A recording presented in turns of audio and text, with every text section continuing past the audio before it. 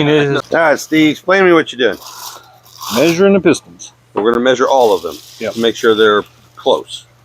So far, they've all been the same. Okay. On 3 that I've checked, they all been within 1/10 of each other, so Okay. not enough to worry about. And they put that dot on there just for the measurement, right? Yep. So you get 2 different specs.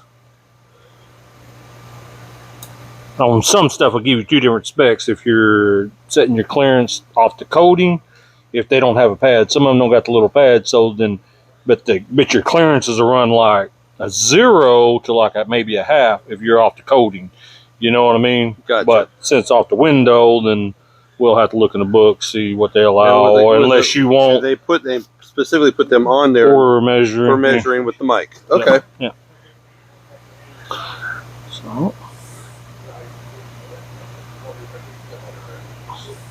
So far, I mean, they all been within 1/10 of every one of them so far. So a 10,000ths.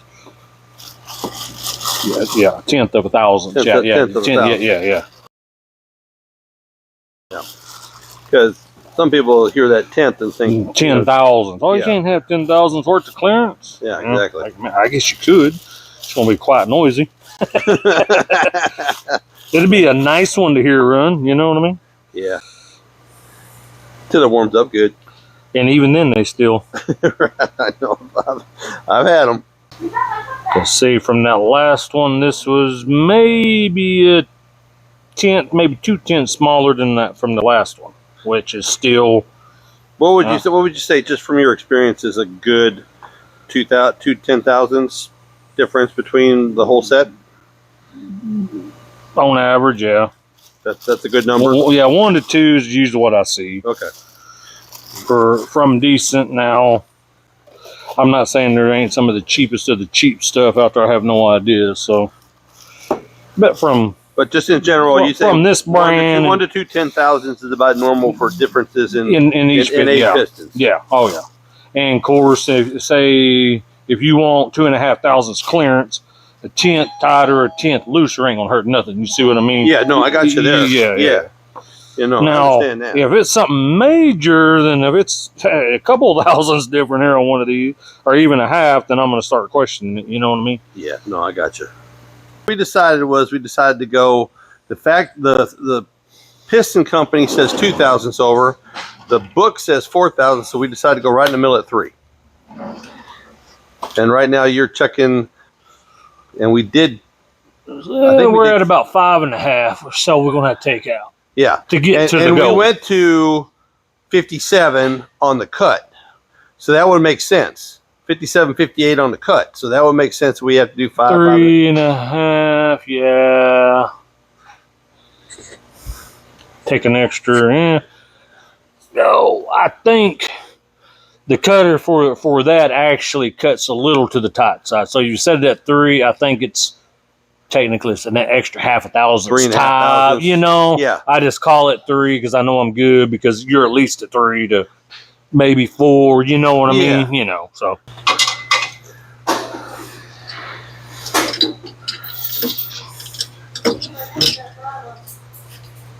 $50. I don't know. Like 150 grit stones. 150 grit. The roughing stones. Okay. Or that's just the part number, or whatever. From a 3.5 bore to a 5.5. Okay, so they're adjustable. Yeah. You adjust them in here, but these are a set.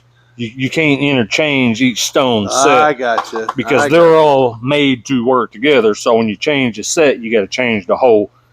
So these are my 220s, and of course we got all the way up to like 400, and we got a 400 diamond grit.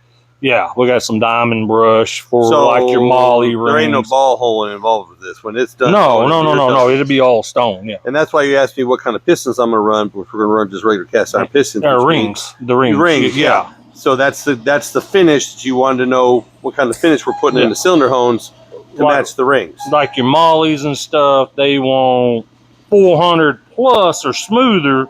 Yeah. Because the rings are so hard, you tear the rings up trying to run them on a rough surface. Gotcha. Your cast iron needs a rougher surface to seat the rings. Seat them in, yeah. Yeah, set the depth to where it almost hits the dang mains down there. Right. You know what I mean? Otherwise, she'll want to clip, cause too much taper. Yeah. But we don't want to hit the mains that'll break stone. So, Yep. Of course, you know, from how much you rented out of the hole is all how much arm power you can put in it. Now is this thing old enough where you have to do it yourself manually, or is it motorized? No, it's manual. Oh. This is a full manual up and down machine, everything. Gotcha. On how much tension you put to it.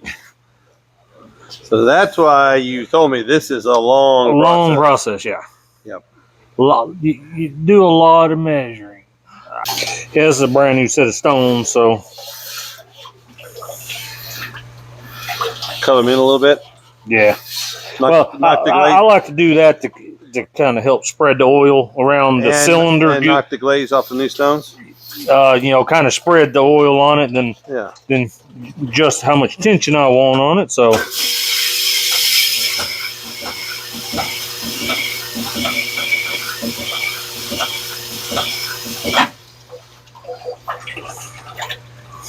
seeing we was at about 5.5, and just that little bit of time, we see how much we moved out.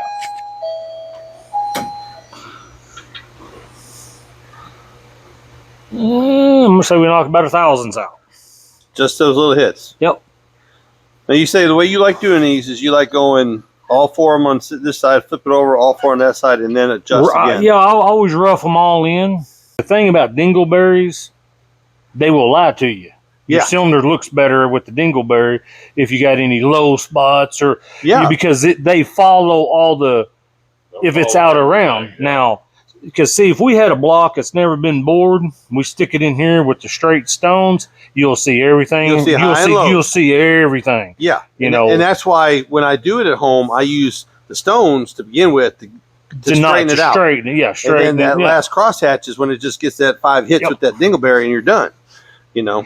Now, dingleberries is okay if you got a mold. I mean, cylinders that look really good, you confirm they're all right. Just want to deglaze them. Yeah. You know, fine. Yeah, but if you're exactly. That's just, you know. And sometimes that's what people want. So, you know, it's just, let's just run dingleberry. Okay, that's what we'll do, you know. We were talking about that in the live Tuesday, too, about how people complain about the price of things these days. But they don't realize the hours involved. Of course, you see how I'm skipping holes. And as for, you know, because you're throwing heat here and here. So you always hone every other hole. If that makes sense. And there again, it's another thing I never even thought about. Now, I mean, I still hone that way, roughing them in. But when you get closer to your goal, so I start letting the block cool in between. Because, you know, a warm block will grow. I mean, everything grows. So, you know, and now see, because I started with that one, I skipped over to that one. Yeah. Then I'll go back to this one and this one. Well, I understand. 25 years as a welder, I know all about metal expanding once it gets warm. You know, I mean, we put camber in girders. You know, that's all we used was heat. You know, and you can watch a 40-foot girder rise 4 inches when you put the heat to it, and then drop down another 6. And you know that's how you camber. You know, you just and especially in the wintertime, and then it's sweating. There's water going everywhere because people don't realize that metal has pores just like skin does, and it collects moisture, it collects dirt, it collects oils. You know, there's just a lot of things like that people just don't even consider. Oh yeah, and it's amazing how a little bit of heat will. Yeah, just a little bit makes things move around.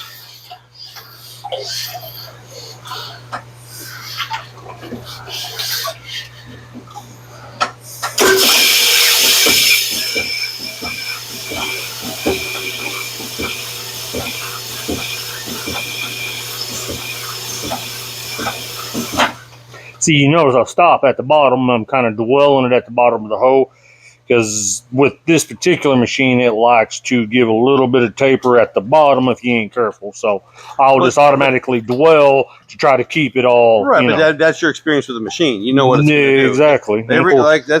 Every machine has a personality. Yep. You know, it's got its little things. So if you want to see my best little video ever made, right here. If you want to see the one that they say is best for you, is right there. Y'all be good.